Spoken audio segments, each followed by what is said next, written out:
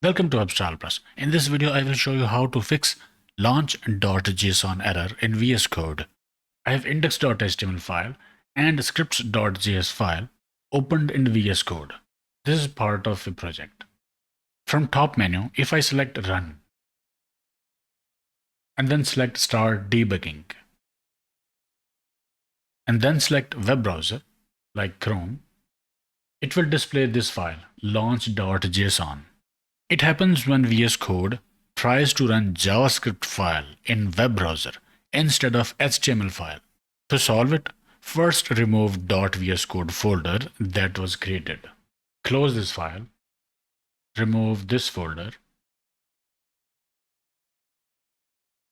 then close JavaScript file. Your control should be in .html file.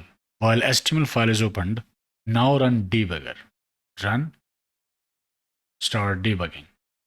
Select web browser. And now you see there is no error and web browser was opened to display HTML output. Also debug console has opened. So no more launch.json error. Okay, I hope it helped. Like, share, subscribe, and I will see you in the next one.